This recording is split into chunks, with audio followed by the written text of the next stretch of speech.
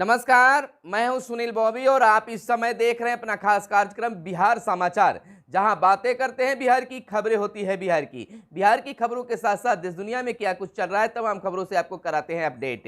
लेकिन दोस्तों, अगर चैनल को अब तक सब्सक्राइब आपने नहीं किया होगा तो चैनल को सब्सक्राइब जरूर कर लीजिएगा ताकि इस तरह की खबरों के लिए आपको नोटिफिकेशन मिलता रहे। इस समय की सबसे बड़ी खबर आपको बता दें कि प्रधानमंत्री धनतेरस पर रोजगार मेला अभियान की शुरुआत करेंगे।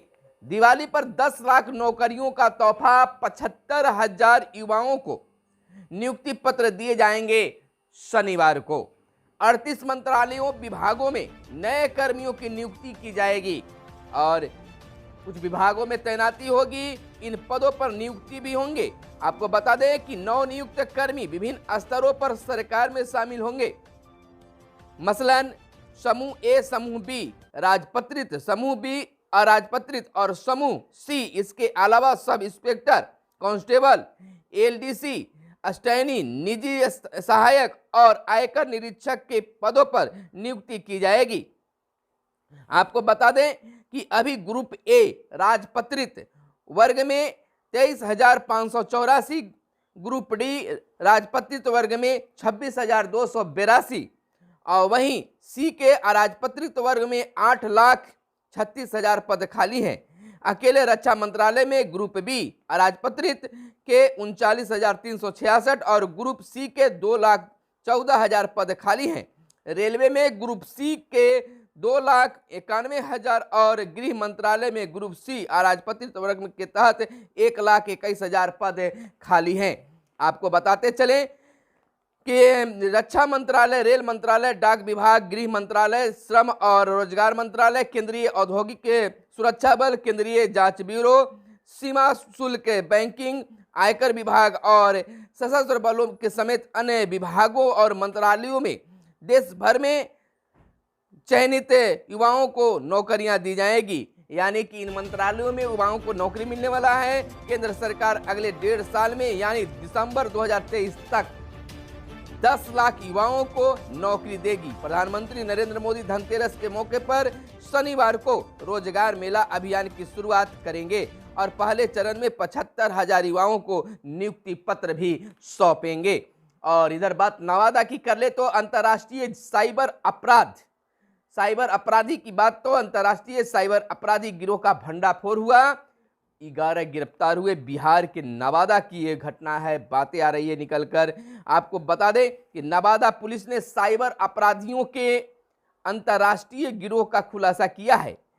इंटेलिजेंस की सूचना पर बुधवार को देर रात वारसीगंज थाना क्षेत्र में अलग अलग जगहों पर छापेमारी की गई। इसमें गिरोह का सरगना समेत 11 को पकड़ा गया। इसके पास से साइबर धोखाधड़ी से अर्जित 1,22,000 रुपये भी जब्त किए गए हैं। 28 mobile, 3 ATM card, 5 SIM, 3 passbook, 2 chequebook, 2 register, नाम, पता व मोबाइल नंबर लिखा हुआ है और 1 लैपटॉप भी बरामद किए गए हैं। तो साइबर अपराधियों से सतर्क रहने की जरूरत है।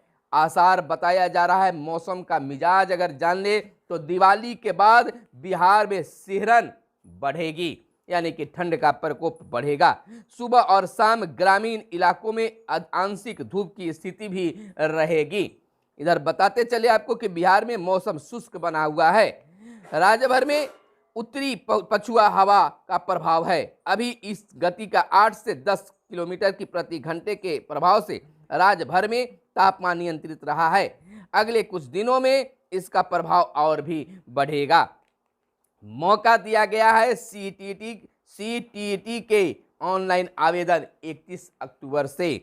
बता दें कि सीबीएसई ने सीटीईटी के आवेदन करने की तिथि जारी कर दी है। इच्छुक अभ्यर्थी ऑनलाइन आवेदन 31 अक्टूबर से 11 नवंबर तक कर सकते हैं। ऑनलाइन आवेदन बोर्ड वेबसाइट पर होगी।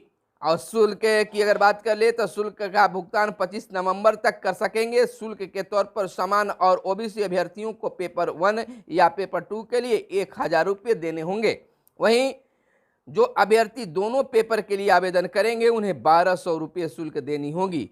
वहीं पेपर 1 और पेपर 2 के लिए SC, ST और विकलांग लोगों के लिए 500 रुपये और दोनों पेपर के लिए 600 रुपये का शुल्क के तौर पर जमा करने होंगे अभ्यर्थियों को। और नेपाल में भारतीयों समेत 4 गिरफ्तार और ब्रिटेन की पीएम लीज ट्रस ने पद छोड़ा।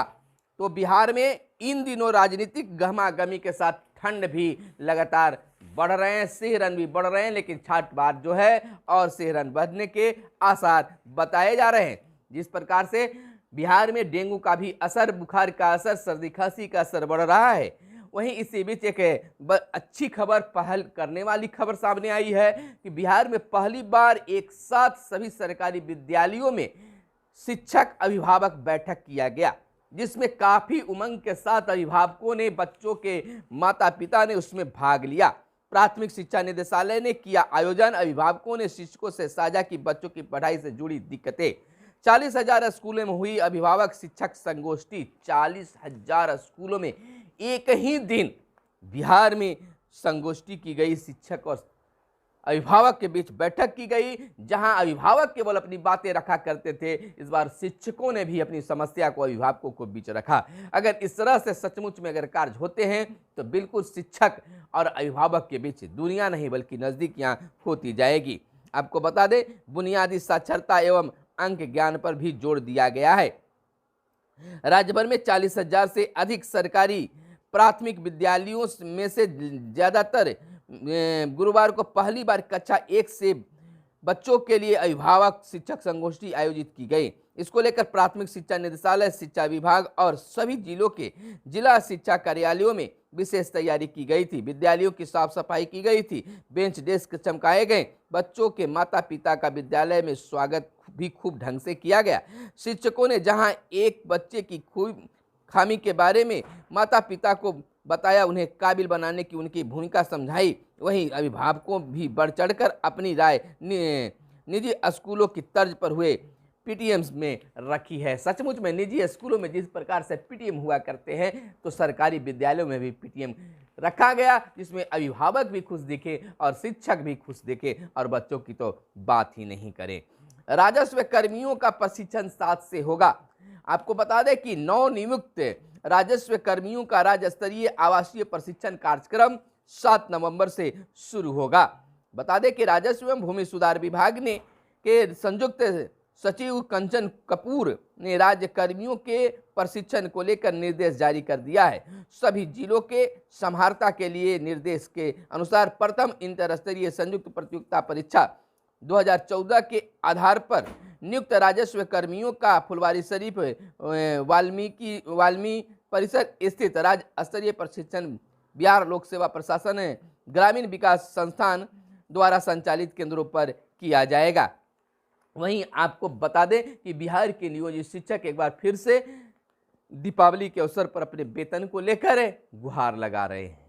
आखिर ऐसा क्यों होता है कि हमेशा पर शिक्षकों को वेतन नहीं मिल पाता है? सरकार का तो ऐलान है कि 20 तक सभी कर्मियों को वेतन दे देना है, लेकिन 20 पार कर गया, लेकिन अभी तक बिहार के शिक्षकों का वेतन नहीं मिल पाया है। लापरवाही पर डीएसपी की 2 वेतन वृद्धि रोकी गई। मुजफ्फरपुर की ये बातें सामने आई है। पटना थावे स्पेशल ट्रेन गोल्डनगंज रुकेगी और चिराग ने मुलायम सिंह को दी श्रद्धांजलि। गंगा देवी कॉलेज को आईएसओ सर्टिफिकेट और मुख्यमंत्री स्वास्थ्य कर्मियों को आज सौंपेंगे नियुक्ति पत्र। बिहार के मुख्यमंत्री नीतीश कुमार शुक्रवार को यानी आज 9,476 नव नियुक्त स्वास्थ्य कर्मियों को नियुक्ति पत्र सौंपेंगे। स्वास्थ्य विभाग के तहत संचालित राज्य स्वास्थ्य समिति के माध्यम से नियुक्त होने वाले स्वास्थ्य कर्मियों में 8,500 एएनएम, 500 स्वास्थ्य समन्वयक सहित प्रखंड सामुदायिक मोबाइल जल, प्रखंड अकाउंट मैनेजर सहित विभिन्न पदों के लिए कर्मी शामिल हैं। इसमें सूत्रों ने बताया कि राष्ट्रीय स्वास्थ्य कार्यक्रम के तहत इन सभी कर्मियों को संविदा के आधार पर नियुक्ति की गई है।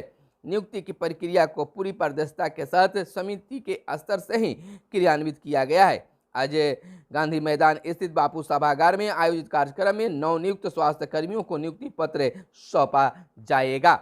इधर बता दें, वित्त भवन में प्रशासनिक कार्य में होगी सहूलियत। वित्त मंत्री विजय कुमार चौधरी ने वित्त विभाग के अंतर्गत स्थानीय गर्दनीबाग के 19 करोड़ 28 लाख रुपए की लागत से निर्मित वित्त भवन की उद्घाटन गुरुवार को किया। इस मौके पर विशिष्ट अतिथि के रूप में भवन निर्माण मंत्री अशोक चौधरी भी मौजूद थे। वित्त मंत्री ने कहा कि वित्त विभाग के अंतर्गत भविष्य निधि निदेशालय, अंकेक्षर निदेशालय सहित अन्य कार्यालय अलग अलग जगहों पर संचालित थे, लेकिन अब एक ही बिल्डिंग के नीचे सभी संचालित रहेंगे। रुपया के कमजोर होने पर लालू प्रसाद ने जताई चिंता और डीजीपी की कार्यप्रणाली पर उठाया सवाल। भाजपा ने, आपको बता दें कि प्रदेश भाजपा अध्यक्ष डॉक्टर संजय जायसवाल ने राज्य के पुलिस महानिदेशक की कार्यप्रणाली पर सवाल उठाया है। बीते दिन पार्टी कार्यालय में आयोजित प्रेस कॉन्फ्रेंस में उन्होंने कहा है कि राज्य की पुलिस का हाल कहाँ है कि एक फ्रॉड अपने आप को भी जस्टिस बताते हुए ग्रुप डीजीपी के द्वारा गलत काम करवा लेता है। इधर आपको बता दें कि पीके की बातों का नोटिस नहीं लेते हैं। उमेश का बयान आया। जदयू के प्रदेश अध्यक्ष उमेश कुशवाहा ने प्रशांत किशोर पर पलटवार करते हुए कहा है कि उनकी बातों का हम लोग कोई नोटिस नहीं लेते हैं। वह एकमात्र व्यापारी हैं, राजनीति में उनकी कोई भूमिका फिलहाल नहीं है। इधर आपको बता दें कि दिवाली छठ में नहीं कटेगी बिजली, मंत्री का आया है बयान। और अभी दीपावली से पहले ही विभिन्न जगहों से शिकायत मिल रही है कि बिजली की धावा चौकड़ी जारी है, लेकिन मंत्री जी ने ऐलान किया है कि दिवाली और छठ पर निर्बाध बिजली मिलेगा। अब देखना यह होगा कि दीपावली और छठ में बिजली की व्यवस्था बिजली विभाग के द्वारा क्या होता है। मानव तस्करी और बाल श्रम के खिलाफ सख्त हो गई है अब पुलिस। बच्चों के खिलाफ अपराध, मानव तस्करी और बाल श्रम रोकने के लिए पुलिस की सख्ती का असर अब दिखने लगा है। मानव तस्करों के शिकंजे से न सिर्फ बड़ी संख्या में महिलाएं और बच्चों को मुक्त कराया गया, बल्कि बड़ी तादाद में गिरफ्तारियां भी हुई है। गुजरात में कांग्रेस की बनेगी सरकार, बोले गोहिल। आपको बता दें कि कांग्रेस के राष्ट्रीय प्रवक्ता शक्ति सिंह गोहिल ने कहा है कि गुजरात में इस बार कांग्रेस की पूर्ण बहुमत की सरकार बनेगी, लेकिन समय क्या होता है तो ये तो वक्त बताएगा। बीपीएससी के प्रश्न पत्रों की छपाई परीक्षा केंद्रों पर होगी, यानी बीपीएससी के प्रश्न पत्रों की अब छपाई परीक्षा केंद्रों पर होगी। प्रोजेक्ट मैनेजर की परीक्षा में नया प्रयोग किया जाएगा और मल्टीपल सेट का चयन परीक्षा के दिन किया जाएगा। 68वीं मार्किंग स्क्रीनिंग के लिए की जाएगी और ग्लोबल आयोडीन अल्पता बचाओ सप्ताह 27 तक है। और यह भी एक खुलासा हुआ है कि आयोडीन युक्त नमक का उपयोग करने वाले बिहार में संख्या कम हो रही है। और सूबे में निवेश आसान नीति में किए गए कई बदलाव, नीति में भी कई बदलाव का संकल्प जारी किया गया। 2 करोड़ से कम निवेश प्रस्तावों की समीक्षा अब निवेश परिषद सचिवालय के द्वारा किया जाएगा। और पूरे बिहार में डेंगू ने पसारे हैं पांव। और बात औरंगाबाद की कर ले तो अभी 15 मरीज मिले हैं। बात औरंगाबाद की है कि पुलिस ने 2584 बोतल जब्त की, तस्कर फरार हो गया है और नकली सोने के आभूषण थमा, असली चेन ले भागा। लोगों ने, यानी कि लुटेरों ने, चोरों ने, और यह इस तरह की जालसाजी की बातें की खबरें औरंगाबाद से आ रही है। और तो दीपावली आपकी कैसी चल रही है, दीपावली की तैयारी कैसी है, जरूर बताएंगे कमेंट करके। तो फिर मिलते हैं अगले वीडियो में, तब तक के लिए दीजिए इजाजत। धन्यवाद। जय हिंद, जय भारत, वंदे मातरम।